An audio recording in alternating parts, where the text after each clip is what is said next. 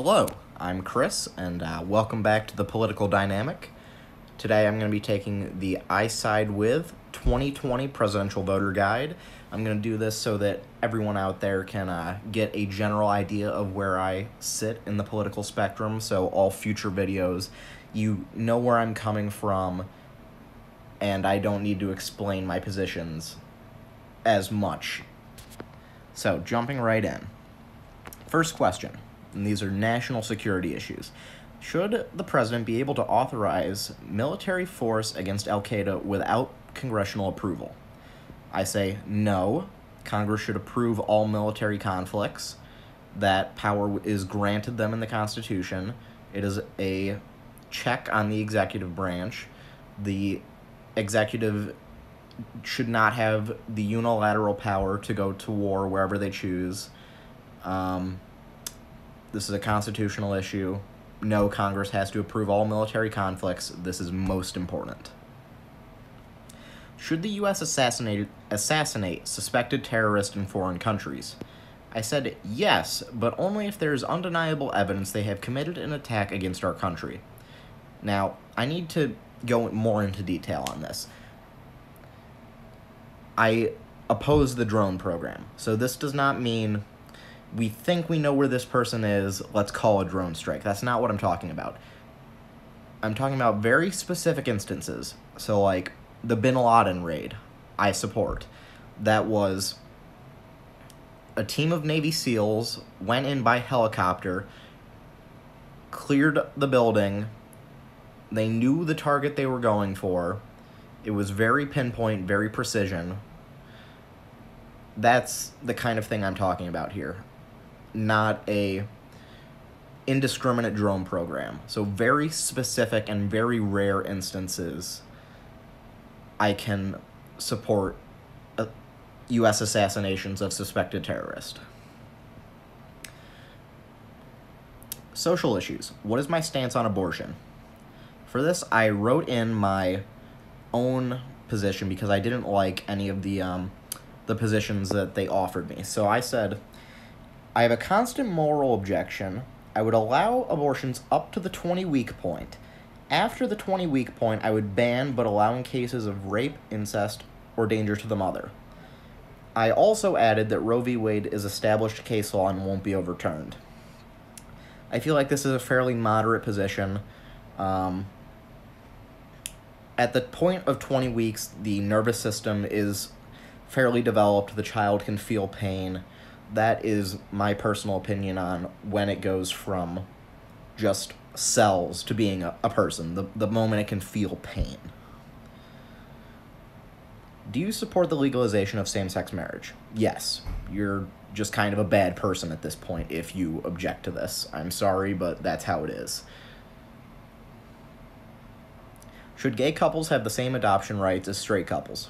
Yeah, as long as they pass the same background checks as straight couples. Again, this is pretty straightforward to me. I don't think I need a lot of explanation for that, so moving on. Should the government continue to fund Planned Parenthood? Yes, as long as the funding is not used for abortion procedures. This issue is my biggest pet peeve in American politics, maybe, because the people who want to cut the abortion rate, the Christian fundamentalist, the strong conservative factions in the U.S., they want to lower the abortion rate, and then they insist on cutting Planned Parenthood funding.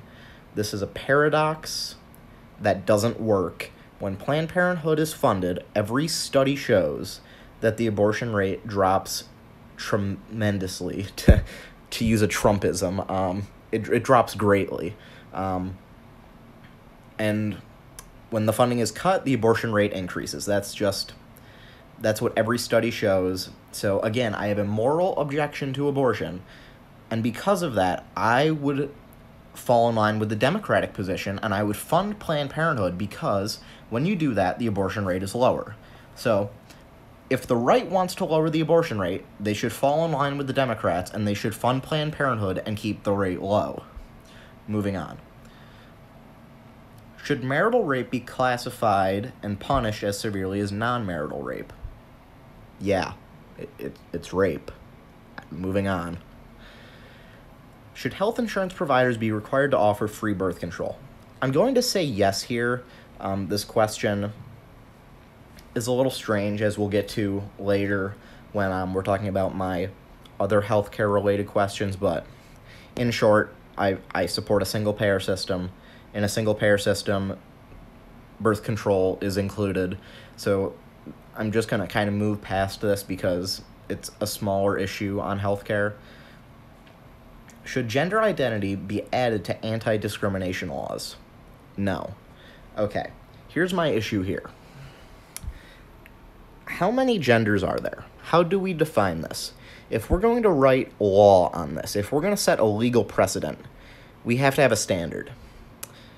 Is there an accepted standard on gender? I mean, you have 60-something options when you're picking your gender on Facebook now. Are we going to write law for every one of those options, and are we going to specify for every one of those options? It's just not feasible. So no, on a practicality standpoint, I oppose gender identity being added to anti-discrimination laws. And I put that under least important because it's not... I don't have a personal vendetta against those people that identify under whatever gender and whatever pronoun. It's a practicality thing. Should a business be able to deny a service to a customer if the request conflicts with the owner's religious beliefs? I added my own position here. A business cannot be forced to provide special services, and the example I give is the case that this question is obviously referencing, that being the gay couple that wanted to have a Christian baker make their cake. So you cannot force that person to make a designer cake, because you're then forcing that person to expend their own time and their own labor to do that. But that business cannot refuse a standard service. So any random item in that store. So if that gay couple had walked into that Christian baker's cake shop and said, "We want a cake," and they just picked a cake out of the guy's display case and they walked out of the store with that cake, that's totally fine, and you cannot not sell them that cake because it requires no further effort on the part of the store owner. It takes no time out of their day, and it takes no effort on their part to give them that cake. So moving on. Should the military allow women to serve in combat roles? Yeah, as long as they can pass the same physical test as men. Who am I to say that, someone like Tammy Ducksworth, who, was an attack helicopter pilot in Iraq, and got a Purple Heart in service to the country. Who am I, some 19-year-old college kid, who am I to say that they have no right to serve? That's just not... I'm not going to say that, and I can't say that. If they can pass the same test, why not? I said that was more important to me because there are already women in combat roles. Some have died. They all make great sacrifices to the country, so that's more important to me. Do you support the death penalty? Yes, but only for horrific crimes with undeniable evidence. Here's the issue on the death penalty. Somewhere between 3.5% to 5% of the time, depending on the study you look at, people put to death in the U.S. are innocent. That's not acceptable, because then you're punishing murderers, or you have a system for punishing murderers that 5% of the time murders people. That's a paradox. So, the burden of proof for the death penalty, in my mind, needs to be overwhelming. You either need to have a confession or undeniable evidence. Clear video evidence, clear 100% confirmed, no doubt DNA evidence, no procedural errors. The burden of proof needs to be extremely high. Like Ted Bundy, I have no moral objection to sending him to the electric chair, but if there's even a shred of doubt as to whether someone committed the crime or not, no. Also, there are many people who make the case that the death penalty is a cheaper option rather than paying for an inmate to be confined for 40 years. Due to the cost of the U.S. legal system and the number of appeals there are in death penalty cases and how long those appeals take, this just isn't true. The U.S. court system is a very expensive thing, and it actually costs more to try a death penalty case than to keep an inmate confined for over 40 years. Moving on to the next question. Should businesses be required to have women on their board of directors? I said no. You put on your board whoever you think is the most qualified to be on your board. You don't need a token woman on there just for representation. If a woman is qualified enough to be on that board, yeah, give her the position. If not, and there's a guy in that business that's been there longer and has done more, he deserves that spot on that board. You can bring women in to counsel that board. You can bring women in to tell that board how their female employees are feeling about certain things. Those female employees can petition that board, but if there's not a woman qualified to be on that board, they shouldn't be on that board. Next question. Should states be allowed to display the Confederate flag on government property? I had to write my own take on this one. So, in regards to state property, it is a states' rights issue. The federal government has no right to walk into Alabama and say, you can't fly this flag. That's all I'm going to say on the matter. I know this is a contentious one.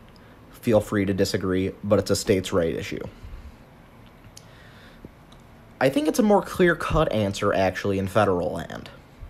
Now, in regards to federal land, places like courthouses, town halls, that would be a city issue, but let's just talk to courthouses. Absolutely not. The Confederate flag should not be flying over a federal courthouse. That's ridiculous. But battlefields are federal property. They're national parks. You have to have the Confederate flag at Gettysburg. I'm sorry, that's just how it has to be. That's half of the story. The struggle of the Civil War. To be able to tell that story effectively, you have to portray both sides. It would be revisionist history to remove that from places like Gettysburg.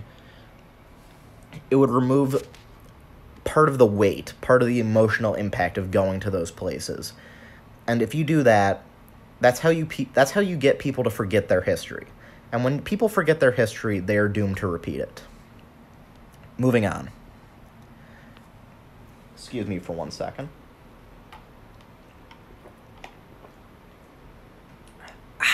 Just had a delicious drink of Arizona iced tea. That was not a paid promotion, but hey, Arizona, giving you some free ad time here, so holla at your boy and send him something. Should terminally ill patients be allowed to end their lives via assisted suicide? Yes, but after a psychological examination shows they're competent and understand the choice. Yeah, no, this is just my libertarian side here coming out and saying, if I want to kill myself, who is the government to say that I can't kill myself? Could there be a more fundamental choice of personal freedom? If you just don't want to do anything, if you want to be done, who's the government to say that you have to continue to persist in your life? I mean, that's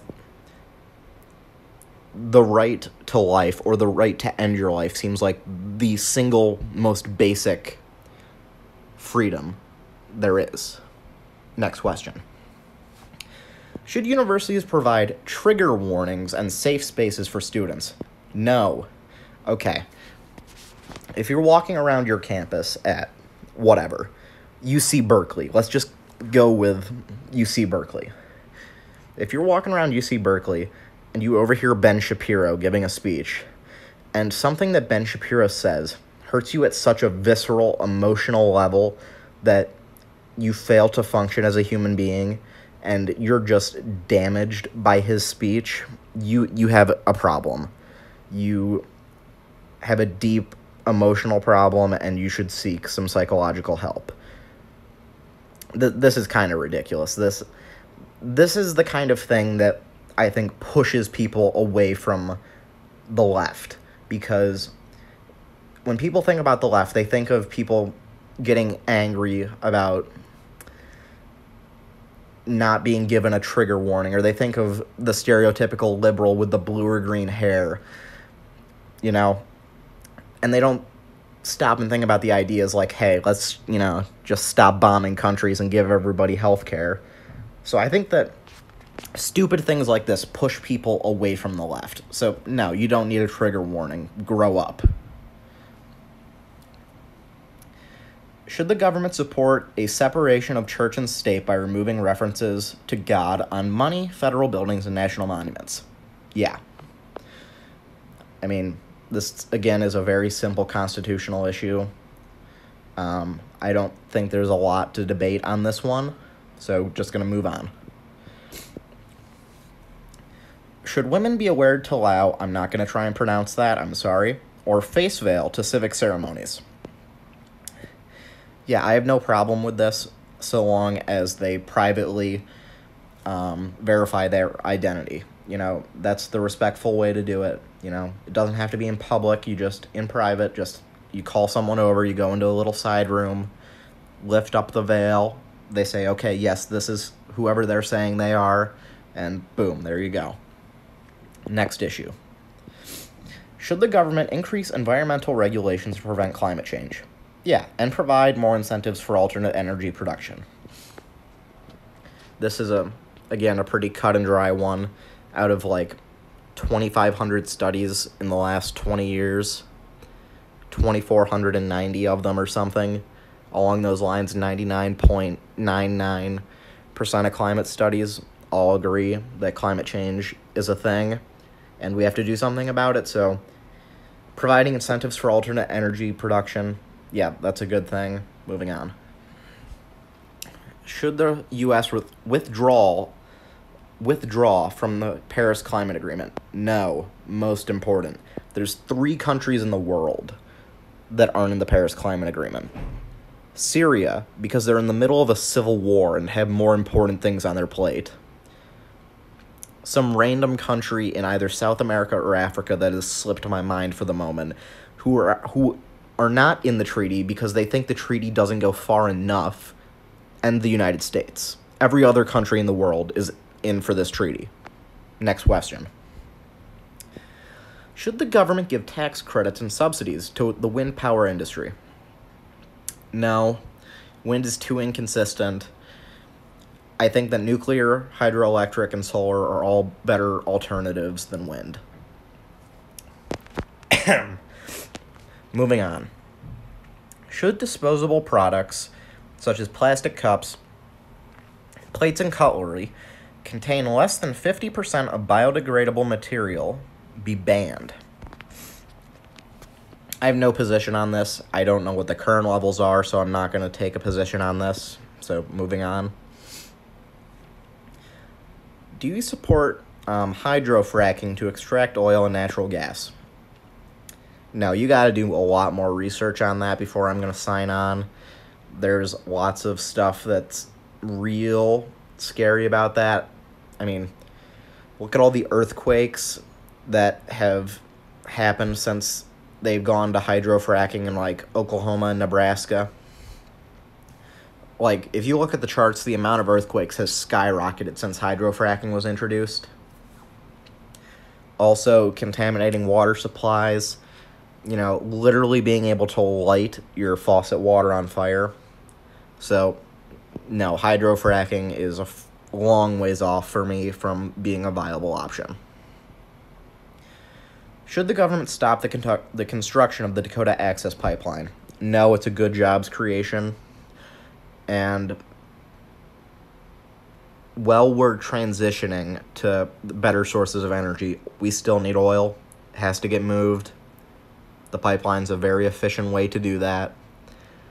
And while it's being constructed, it's good jobs creation. So no, I don't oppose, I wouldn't support ceasing the construction of the Dakota Access Pipeline. Should cities be allowed to offer private companies economic incentives to relocate? No, but spend that movie improving infrastructure. Most important. U.S. infrastructure gets a grade of D. That's terrible.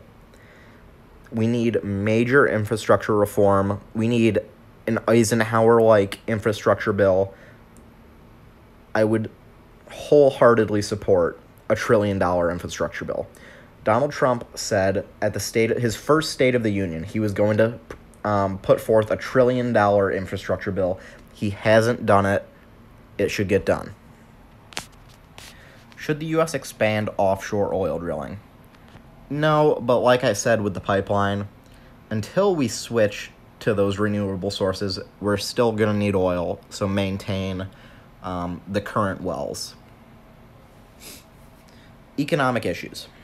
Should the government make cuts to public spending in order to reduce the national debt? No. Here's the thing with the national debt. It doesn't matter. The national debt is never going to go away. It's going to exist for as long as the United States exists. And that's not a bad thing. It's very good to have the national debt because it establishes the U.S.'s line of credit. The U.S. has never failed to pay back a loan. We are very trustworthy when we borrow money, and it's a good thing. The deficit is a different story. I would be very happy if we were running a balanced budget and we had a very small deficit, or even had a small surplus like we did in the Clinton years. There's a lot of waste that can be cut out. We spend $700 trillion a year on the military. That's more than the next 10 countries combined, 8 of whom are American allies. If we cut that in half, we still have the largest military in the world, and it's twice as large as the second closest country, which I believe is China, and then Russia. I might have that inverted, but those two they're up there. So, no, the national debt is not an issue. Should the U.S. raise taxes on the rich? Yeah. They carry a historically low percentage of the tax burden. It's really a problem. The amount of revenue that can be created if the taxes on the rich are increased is massive. It can pay for huge social programs. Yes, increase taxes on the rich. This seems obvious. Should businesses be required to provide paid leave for full-time employees during the birth of a child or sick family member? Yes, but for only companies with 100+ employees. A small shop with 5 people can't afford to do this. That being said, the United States is the only country, or the only modern country in the world, where there isn't paid vacation days by law. We should join the rest of the modern world. Next question. Should welfare recipients be tested for drugs? No, this is a waste of time of money, and we should end the drug war, and drugs should be decriminalized, taxed, and regulated. Should the government raise the federal minimum wage? Yes. The current federal minimum wage is around $7.25 an hour, I believe. If my quick head math is right, if you work 40 hours a week for an entire year, that's around $15,000. I might be wrong. I'm not the greatest at math, but that's what I'm thinking that's about. That's not sufficient.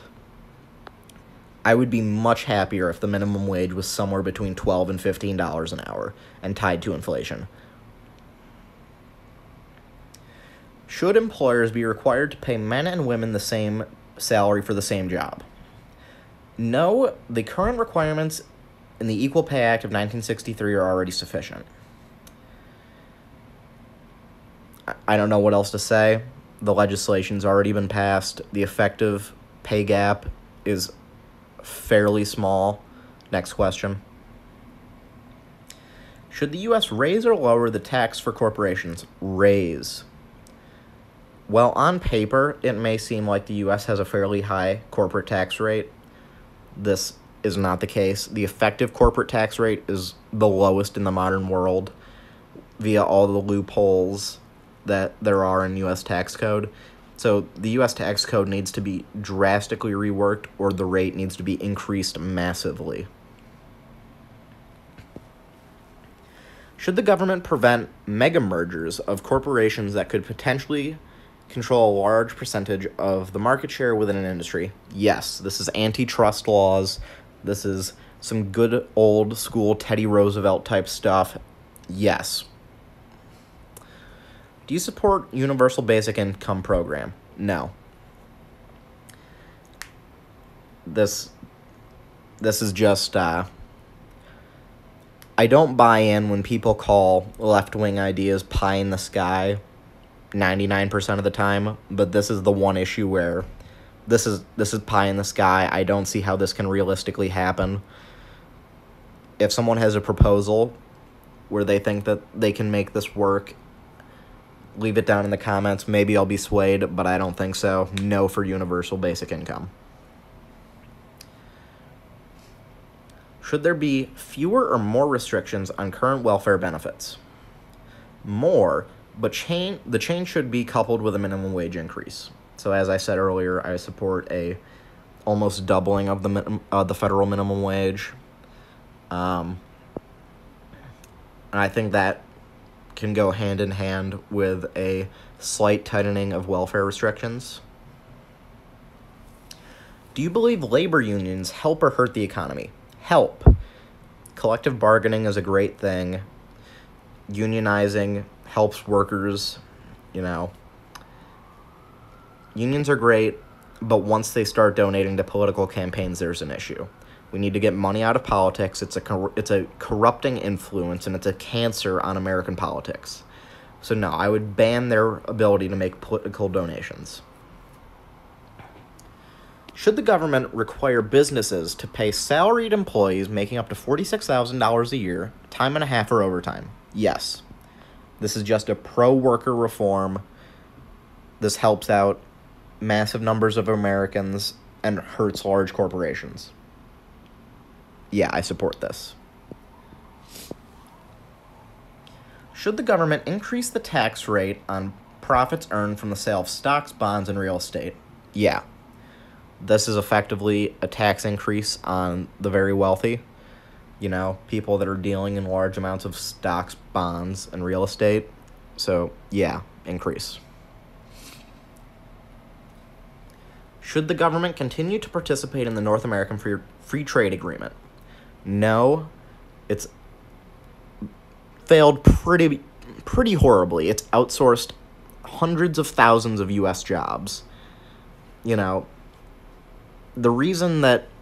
One of the main reasons that Donald Trump won the 2016 election was because he went to depressed factory towns in Michigan, in Pennsylvania, in Wisconsin, and Minnesota, and he said, I will bring back your jobs. I will end these trade deals that have been shipping away American jobs. And he won the election because of those states. And that issue, free trade, was the reason he won those states. And it was one of Trump's very good populist points. Now, he hasn't exactly followed through on that. He basically reformed NAFTA and passed a bill, or not a bill, but a treaty that was about 90% the same as NAFTA. So he hasn't followed through on that populist campaign rhetoric, but he had the rhetoric. I'm now realizing this was a long-winded answer, but yeah, no, in short, no for NAFTA. Should the government add or increase tariffs on products imported into the country? I added my own stance.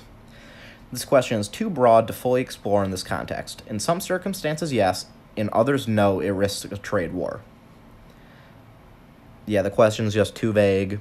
I would have to see a specific instance and what the suggested tariffs are.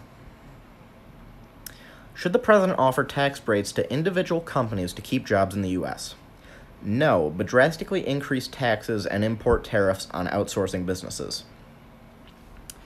You force those businesses that are outsourcing to either keep those jobs in the country or face economic consequences. It's that simple. Should the government subsidize farmers? I have no opinion. This is not an issue I have spent any time researching, and I'm not going to just make up an opinion for this. I have no opinion. Should the current estate tax be decreased? No. The estate tax used to be only affecting families that were going to inherit more than $2 million. Trump was proposing changing that to $10 million. I don't know if that ever passed. In either case, no. That is such a small percentage of Americans that this is nothing but a benefit for the country. The estate tax should be absolutely left alone. Next question. Should the government use economic stimulus to aid the country during times of recession? Yes. The single best thing that Barack Obama did in his 8 years as president was his stimulus package. He single-handedly saved the American motor industry. The Wall Street bailout is a very different issue, but the motor bailout was Obama's single greatest impact. Should the Federal Reserve Bank be audited by Congress? Yes. Next question. Should the U.S. increase tariffs on imported products from China? No, we don't want a trade war. Would you favor an increased sales tax in order to reduce property taxes? No. Property taxes are the most reliable and consistent form of state revenue. Should U.S. citizens be allowed to save or invest their money in offshore bank accounts? No, and neither should corporations and business organizations. It's a tax avoidance scheme. That's all it is. Should pension payments be increased for retired government workers? Now, I was mixed on which answer I wanted to pick here, because I agree with two of them. Yes, and adjust for the yearly cost of living, but I would not increase for politicians. Politicians already get very sizable pensions. They don't need to be increased at this time anyway. Should pension plans for federal, state, and local government workers be transitioned into private managed accounts? No. Next question. Do you support the TPP? No. Like NAFTA, this is a major outsourcing deal that has failed terribly and was one of the major issues that lost Hillary Clinton the 2016 election. Should an in-state sales tax apply to online purchases of in-state buyers from out-of-state sellers? No. Read my lips. No new taxes. I'm joking, but you get my point. Should the government classify Bitcoin as a legal currency? I honestly don't know enough about Bitcoin to have an opinion on this. I'm leaning towards no, but I'm not sure. Domestic policy issues. Should internet service providers be allowed to speed up access to certain websites while slowing down access to others? No. This is basically net neutrality. That shouldn't be allowed, no.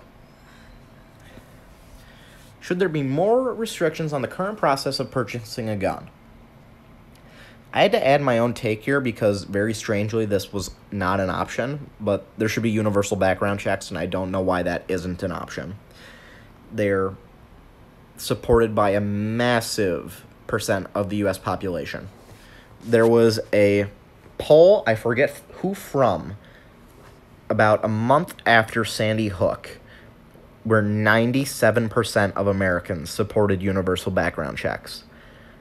I don't know if you can point to any other issue at any other time in American history where you had a 97% consensus. And there was another Fox News poll a few years after Sandy Hook that showed that support for universal background checks was around 92 or 93%. So that's Fox News, and it was still in the 90s. So yes, universal background checks. I'm a gun owner. I collect old firearms. I have no issue with universal background checks. Should teachers be allowed to carry guns at school? No.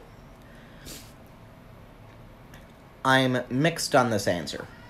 I said hire professionally trained security guards instead. I'm also not opposed to just having additional local police officers in schools. In my high school, there was a school resource officer. She was great.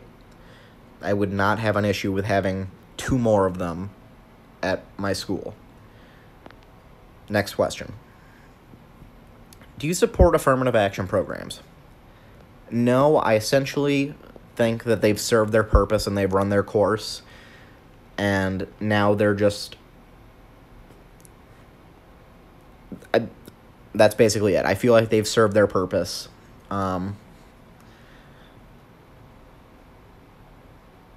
Yeah, I don't really have much more to add there. I feel like they're from a different era almost. Next question. Are you in favor of decriminalizing drug use? Yes. The overwhelming majority of those incarcerated in the United States are nonviolent drug offenders. That is just wrong.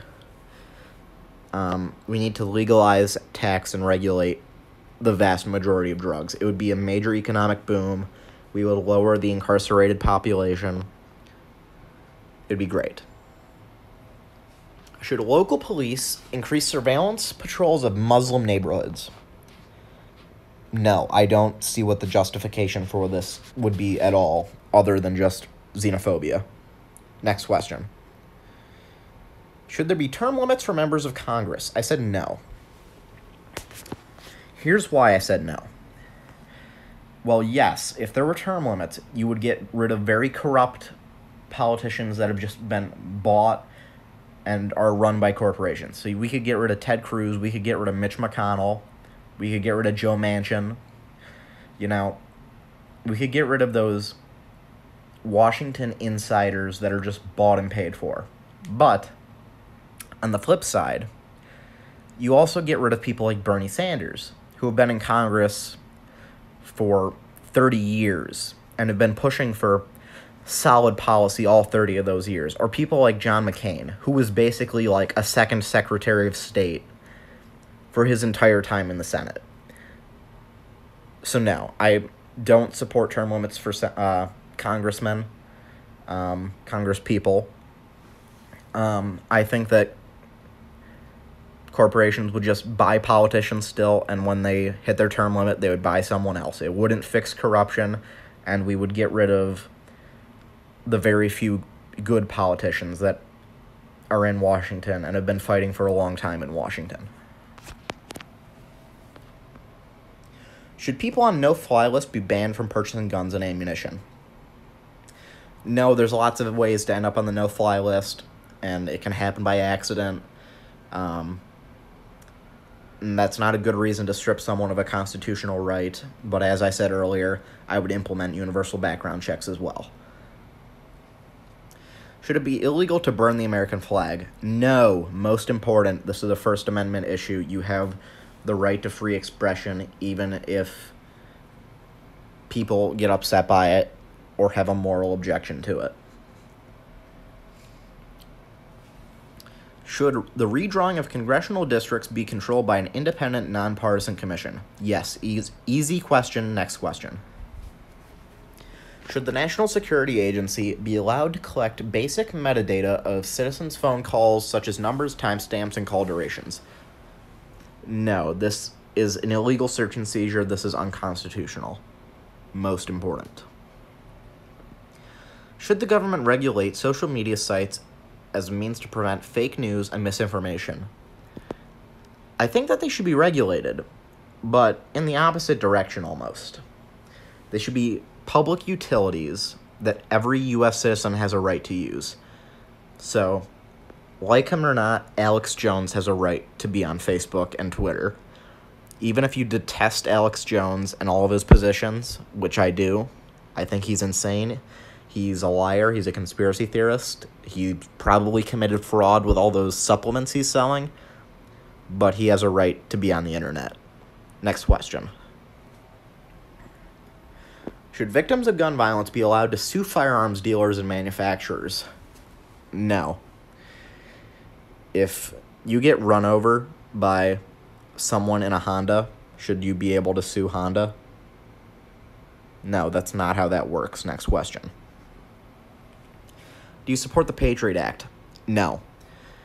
This was huge in the amount of power it gave to the NSA, which I've already covered and is very bad. Indefinite confinement of suspected terrorists, that's unconstitutional. Next question. Should the government be allowed to seize private property with reasonable compensation for public or civic use? So this is basically an eminent domain question.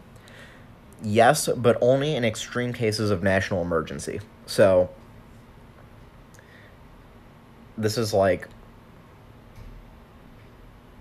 I'm going to use the Trump wall example. It's not a good example, and I don't agree with it because I don't believe it's a national emergency. But could Trump theoretically take civilian property along the Mexican border and build his wall if he paid for the property above market value? Yeah. But again, I don't believe that's a national emergency, and I don't support him doing that. Should the government pass laws which protect whistleblowers? Yes. So long as the information they're releasing isn't a threat to national security. It is a crime what happened to Chelsea Manning. Chelsea Manning told the world that the U.S. was intentionally killing civilians and intentionally killing journalists, and she spent years in prison in solitary confinement for that. That was a crime by the U.S. government. Next question. Should the government raise the retirement age for Social Security? No. That is a core principle of the Democratic Party. No. You have your retirement age, you work towards that all your life, and when you hit it, you can rest, you're retired. Take a trip to Mexico, have some fun. Should the U.S. government grant immunity to Edward Snowden? So after my very strong Chelsea Manning answer, this answer might surprise you. I do think that Edward Snowden did compromise U.S. national security. He dumped so many files, some of which revealed how the U.S. was surveilling terrorist cells, and it's shown, you can look it up. After his leaks, after he leaked, those terrorist groups changed their communications methods. So we lost track of those cells for a while. We lost track of what they were saying, how they were communicating. If there had been a terrorist attack in the wake of those leaks, Edward Snowden would have gone down in history as a traitor to the United States. And some still consider him that. I don't necessarily consider him that, but I also can't condone the way in which he dumped mass amount of files. Although, again, I'm somewhat glad he did it because it showed how unconstitutional the NSA was acting. So it's a complicated issue. So I can't fully forgive Snowden, but I also think the CIA and NSA directors should be investigated. Next question. Should we upgrade Air Force One? No, it's probably one of the most sturdy planes on the planet, I would assume. I think Air Force One is probably fine. I didn't look too much into this, but I'm sure it's fine. Next question. Do you support single-payer healthcare? Yes. Most important, next question. Should healthcare insurers be allowed to deny coverage based on pre-existing conditions? No. Next question. Should the government regulate the prices of life-saving drugs? Yes. The government should be able to negotiate for drug prices with pharmaceutical companies. Next question. Should the government increase funding for mental health research? Yes, so long as it's not going to pharmaceutical companies and is based on private care, one-on-one personal care. Next question. Do you support the legalization of marijuana? Yes, the majority of drugs. Legalize, tax, and regulate. Most important. Do you support single-payer healthcare? Yes, most important. Should the federal government increase funding of healthcare for low-income individuals? Medicaid. Yes. Should cities open safe havens where people who are addicted to illegal drugs can use them under the supervision of medical professionals? No. If you want to get high, you know what? Again, this is my libertarian side. Go for it. Who am I to stop you? But the government doesn't have to sit by and watch you and help you get high. That's not the government's job.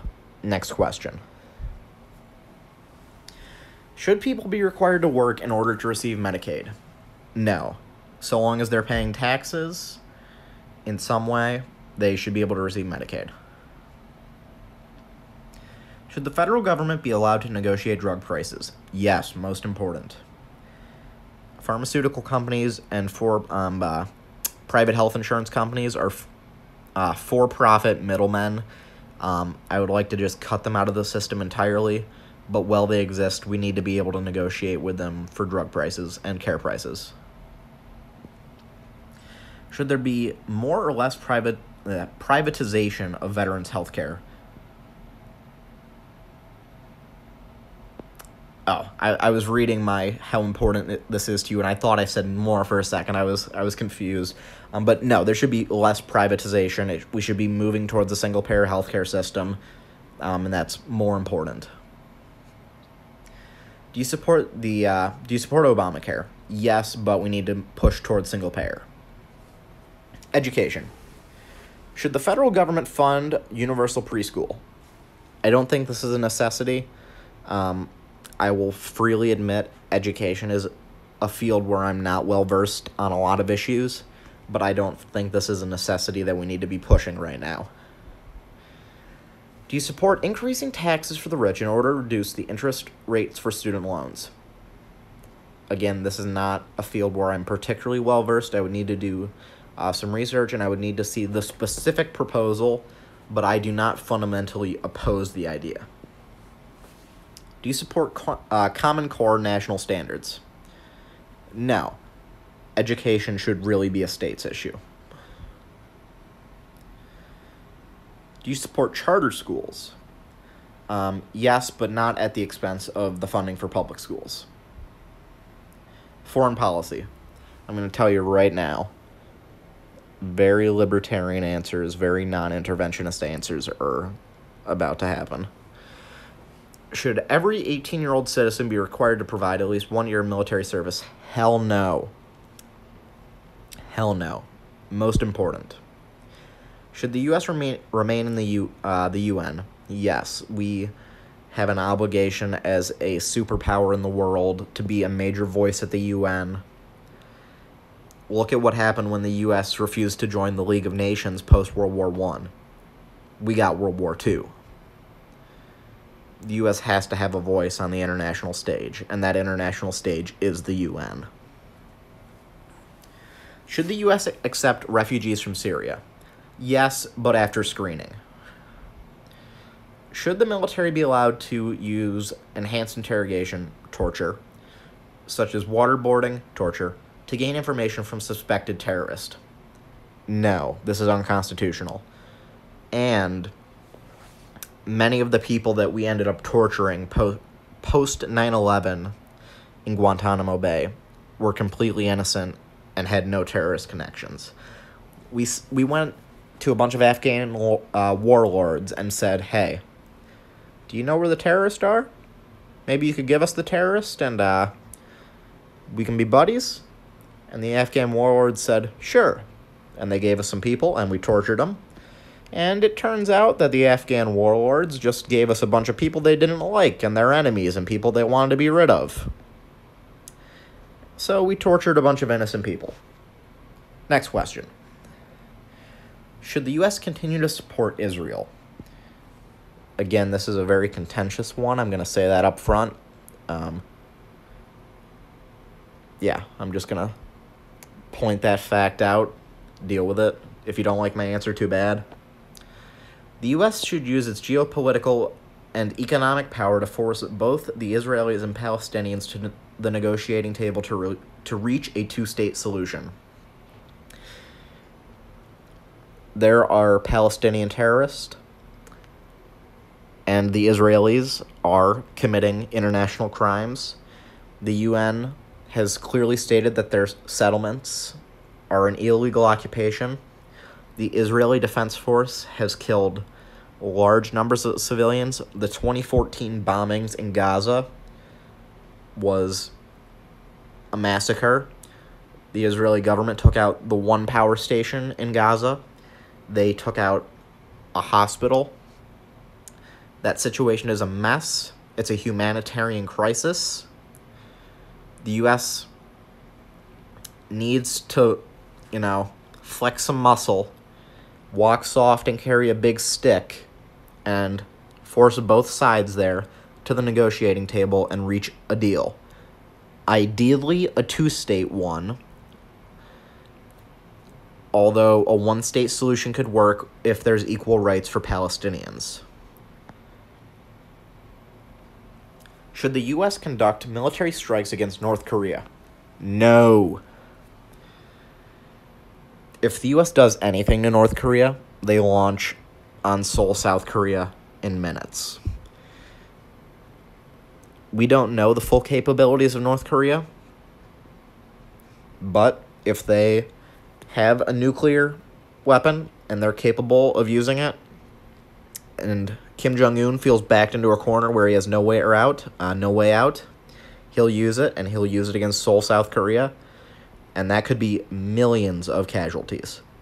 Also, Okinawa is in strike range of North Korea, U.S. military base.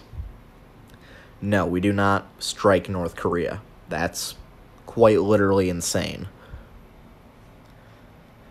Should the government increase or decrease military spending? I've already answered this earlier. Cut massively. Should the U.S. remain in NATO? Yes. The NATO is an international coalition. It helps maintain the U.S.'s place in the world. And if the U.S. cut its military spending, it can rely on NATO, rely on its allies. NATO is a net good thing. That being said, NATO should stop provoking Russia and moving troops and ships to their borders, but that's a different issue. Should foreign terrorism suspects be given constitutional rights? Yes.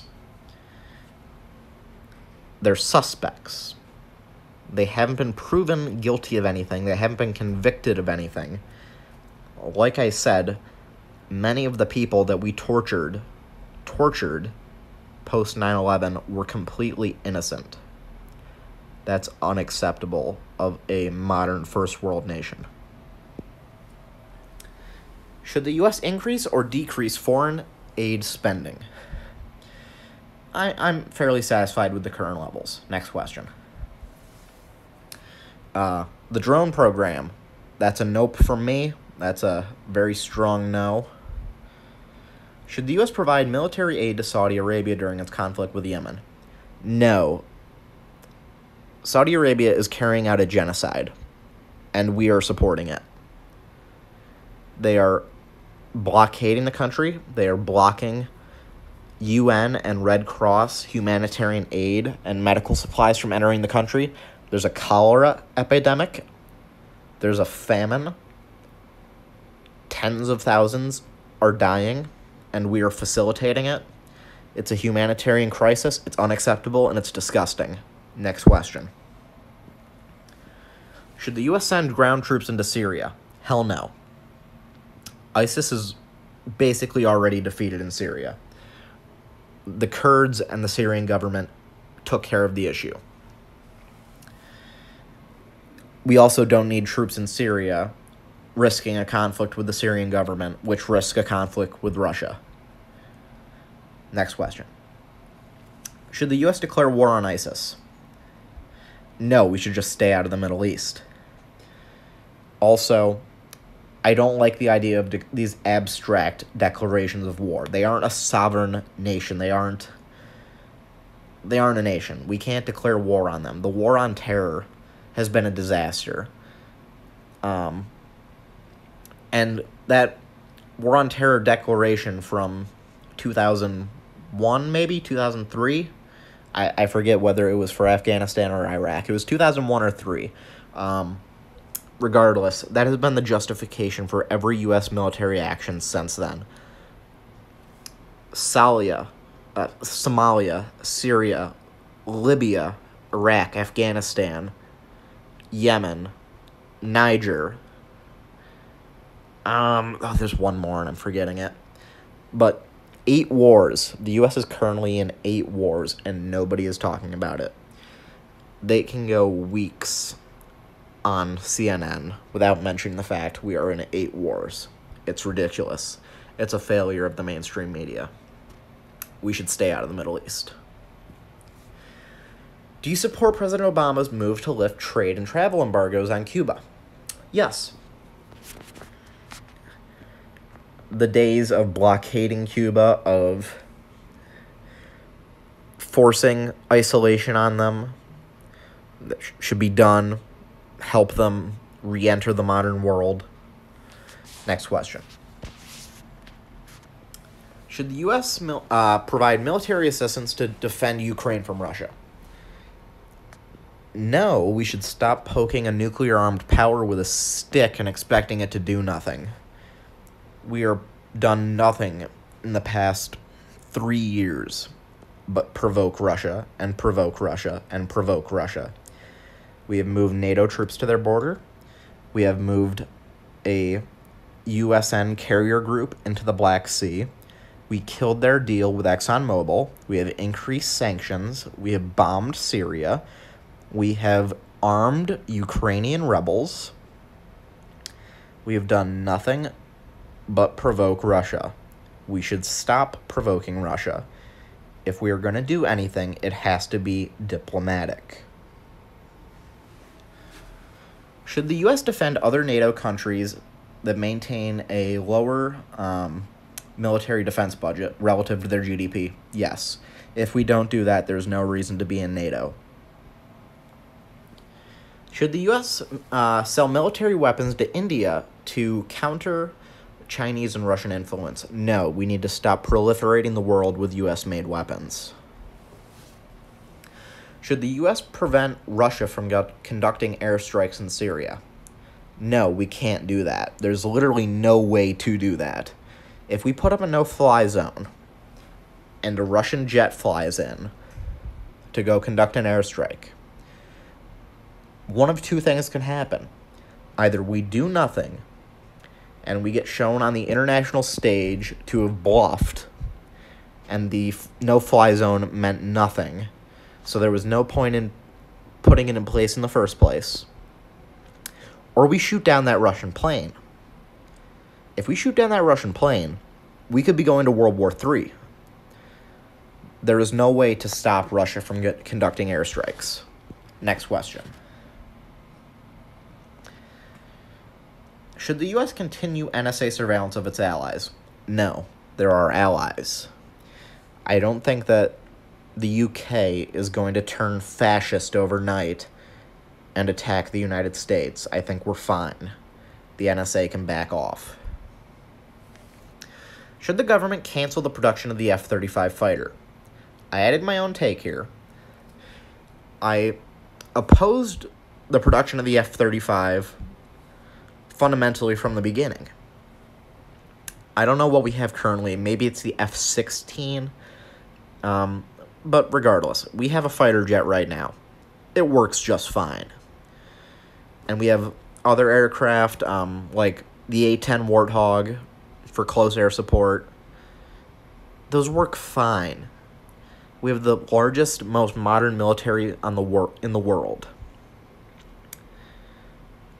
Do we really need a new fighter jet, let alone one that has cost $1 trillion to develop? No, absolutely not. With that being said, you can't invest $1 trillion into something and then not finish it.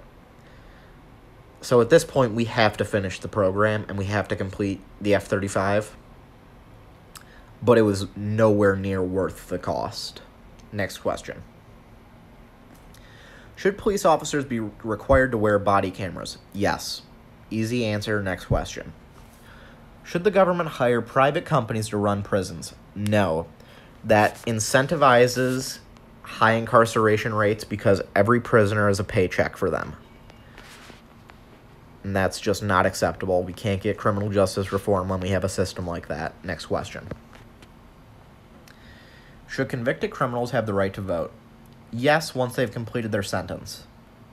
It's a constitutional right, and you can't take it away simply because they committed a crime. Should prisons ban the use of solitary confinement for juveniles? Yes, solitary confinement is a form of torture. Next question.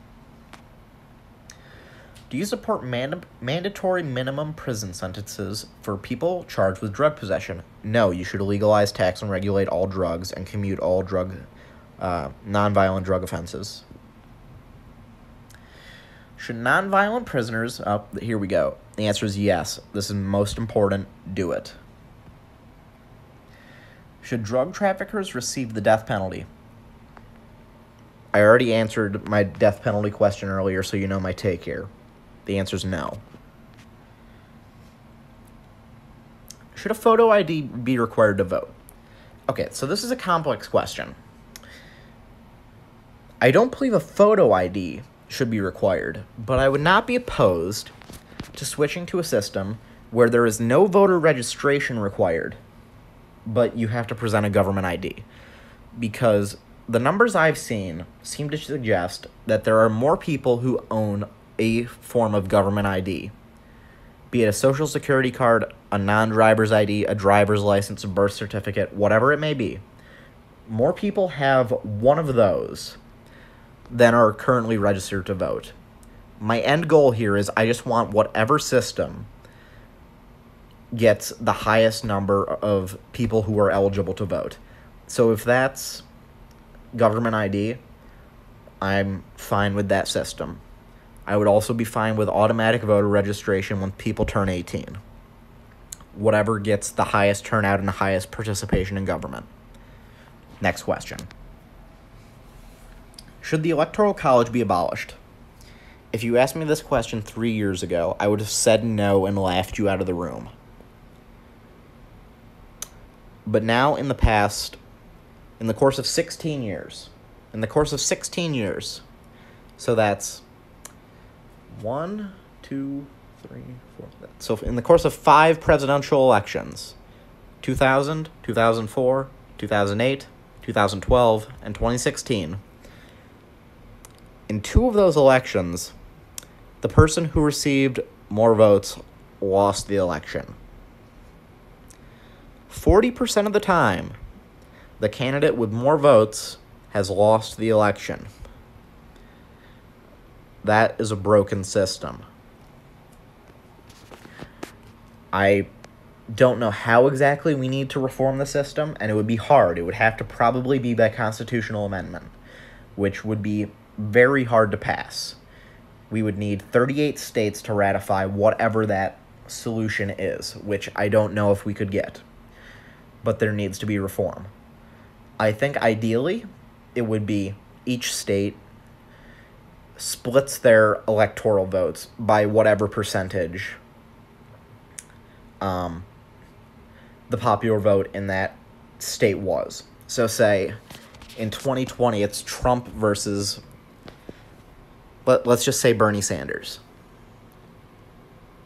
Bernie gets 66% of the vote in New York. He gets 21 electoral votes. Trump, and this is assuming that the state vote count doesn't change with the 2020 census. Or actually, I take that back. I think 2020 is the last election using the current map, and then 2024 uses the 2020 census. This is semantics and a very long-winded answer. But basically, you get a proportional amount of electoral votes from each state in comparison to the popular vote in that state. That's how I think the ideal system would be. If that didn't make sense, I'm sorry. But we're moving on to the next question. Should foreigners currently residing in the United States have the right to vote? No, they aren't U.S. citizens. They shouldn't have a say in this. Should there be a limit on the amount of money a candidate can receive from a donor? Yes, money in politics is a corrupting influence and a cancer on American politics. Next question. Should foreign lobbyists be allowed to raise money for U.S. elections? No. Am I missing something here? Is this not obvious? Question mark? Next question. Should the minimum voting age be lowered? No. I'm 19.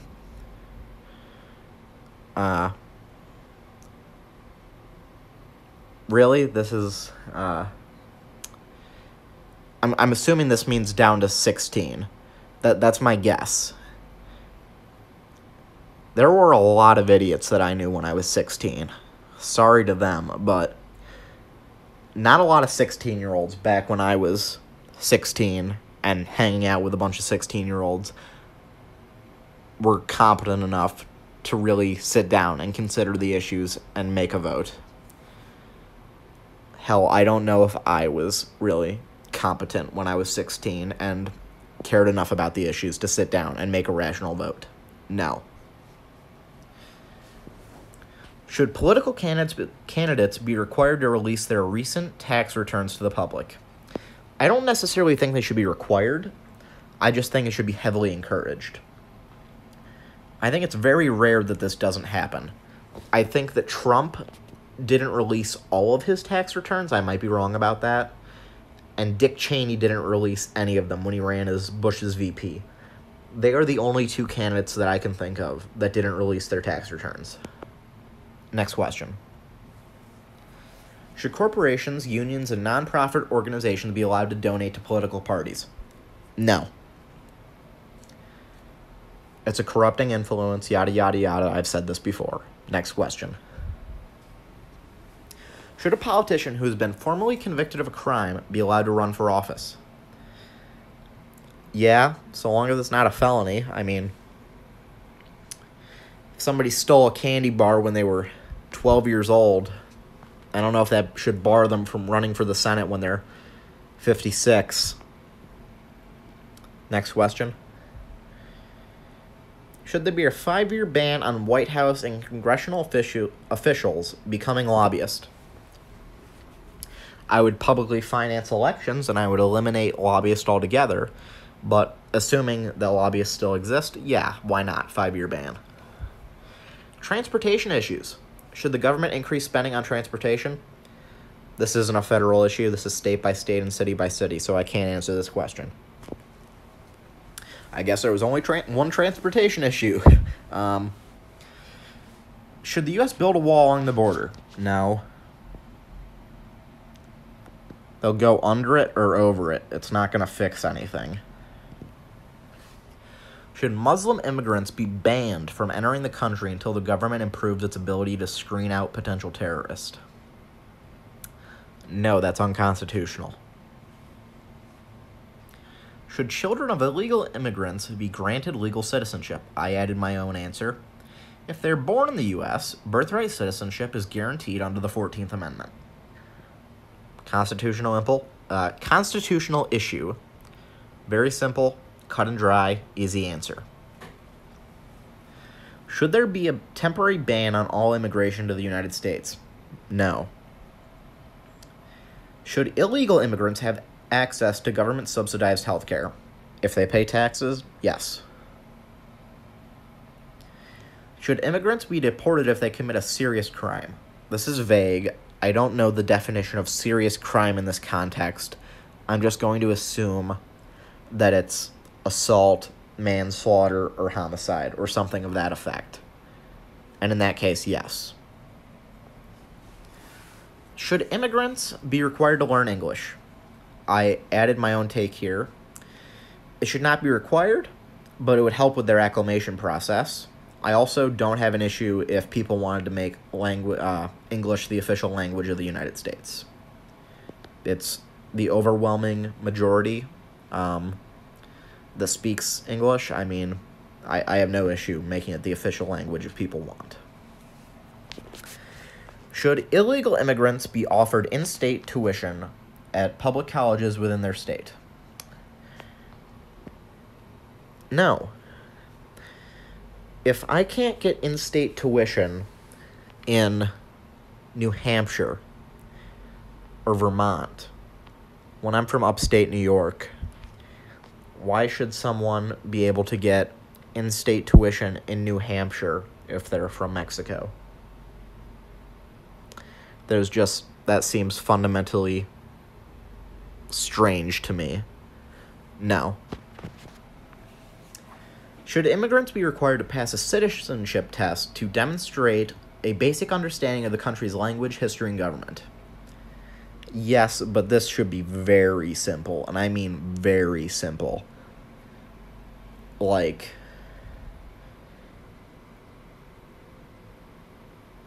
who is the leader of America? The president. Okay, you passed. Very simple. Should local law enforcement be allowed to detain illegal immigrants for minor crimes and transfer them to federal immigration authorities? No, only if they're convicted of a violent crime. So this is like my answer from earlier on deporting violent immigrants. I have no issue with that. If someone stabs somebody and it turns out they're from Mexico, I have no issue in deporting that person. Should working illegal immigrants be given temporary amnesty? Yes. They're contributing to the economy. I have no issue with that. Should sanctuary cities receive federal funding? I had to add my own take. No. Sanctuary cities are making a conscious effort to subvert the supremacy clause of the Constitution and impede federal officials from performing their jobs. So, no. Should the U.S. increase restrictions on its current border security? We already have a lot of border security. We have ICE, we have Border Patrol, and they're both funded very, very well. The current levels are fine. And that's not to mention all the work that the ATF and the DEA also do. And the FBI in cases of human trafficking. We have a lot of law enforcement. The border is fine. Should the U.S. increase or decrease the amount of temporary work visas given to highly skilled immigrants? Increase. They're contributing to the economy. It's an economic boon. Should immigrants to the United States be allowed to hold dual citizenship? Yes. Should the government require children to be vaccinated for preventable diseases? Yes. Vaccinate your kids, you assholes.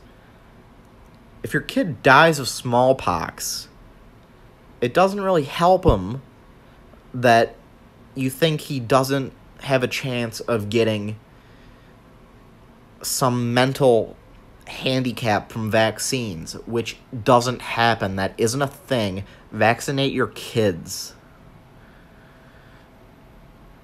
Should producers be required to label GMOs? No. It's science. Stop stigmatizing science.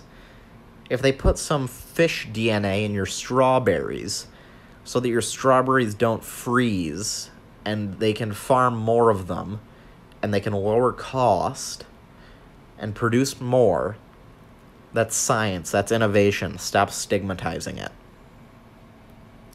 Should the government fund space travel? I'd way rather fund space travel than a $700 billion military budget. So, yeah.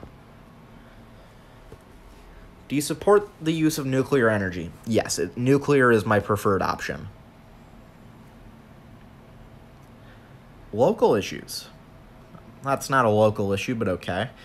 If the 2020 presidential election were held today, who would you vote for? Tulsi Gabbard. I think that her foreign policy positions are excellent. I think that her biggest handicap is her history on LGBTQ issues. I think that she's going to be hit hard in the primary on those issues. I can look past them.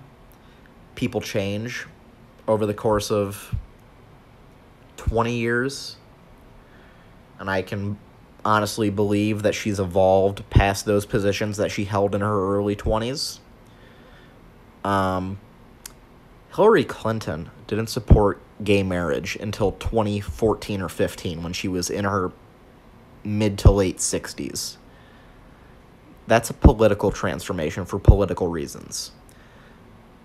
Tulsi Gabbard evolved as a person and changed and bettered herself as a person for non-political reasons.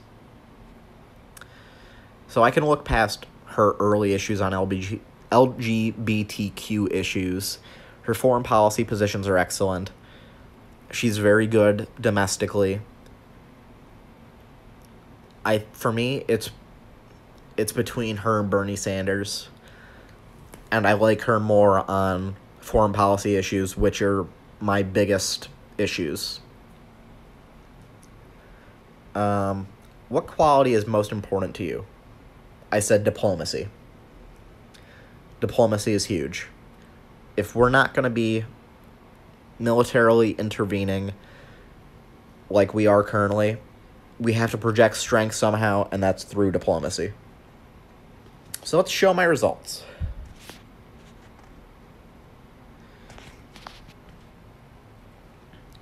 %, 25%. We got Gary Johnson, Donald Trump, Evan McMullin, Jill Stein, and Hillary Clinton. They need to update that. That was our 2016 roster. Had I been eligible to vote in 2016, I would have voted for Gary Johnson. Dun dun dun. My answers. 80% Tulsi Gabbard. What can I say? I know who I like. I picked her. I know the issues. I know what she's for. Tulsi Gabbard, 80%. Andrew Yang. That's out of left field, honestly. I'm really shocked Andrew Yang is this high on the list. I'm not a big fan of him. His biggest issue is universal basic income. I'm not a fan of that. Liz Warren and Bernie Sanders, 78 and 77%. Like I said, it's between Gabbard and Sanders for me. I think that Elizabeth Warren is very much a watered-down Bernie Sanders. I don't know if there's any issue where I prefer Elizabeth Warren to Bernie Sanders. Beto O'Rourke. Very, very charismatic guy, a lot like Obama in that regard. But it's covering up a pretty poor record. Pretty poor voting record. Okay, Kamala Harris, please get off my screen. Thanks. Speaking of, Kamala coming up right behind Beto O'Rourke. 77%. Not a big fan of Kamala Harris. I'll rate you in a minute, Tulsi. Kirsten Gillibrand. I'm from New York. I voted for Kirsten Gillibrand for Senate. She's one of the better ones in the 2020 Dem field, but she's miles behind Sanders and Tulsi Gabbard. She's in the tier 2 of candidates. I don't know who Pete, not going to try and pronounce that, is. Not a fan of Cory Booker at all. Really, really strong dislike for Cory Booker. Joe Biden, not a fan. Far too centrist for me. The Overton window in the U.S. needs to be pushed to the left. Very far to the left. So that the U.S. can right itself. Because the Overton window in the U.S. is slanted so far to the right that the left wing in America is the European centrist. The moderate in America is just center-right wing, and the right wing in America is the far right wing in Europe. So we need to move the Overton window. John Kasich, better than Trump. I despise Howard Schultz with every fiber of my being. I'm glad, very glad, that I only have a 12% agreement with Howard Schultz. He is the biggest dirtbag in the 2020 field so far. I laughed so hard when his approval rating came out at 4%. That was probably the best day of my month when I saw that. It was hilarious. Howard Schultz can go to hell.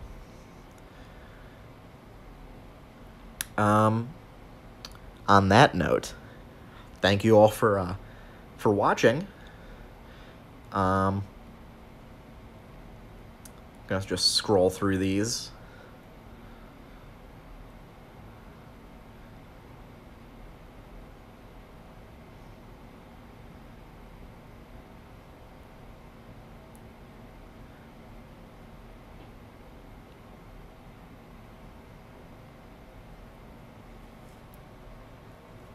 All right, everybody. Thanks for all y'all for listening, and have a great day. See you next time.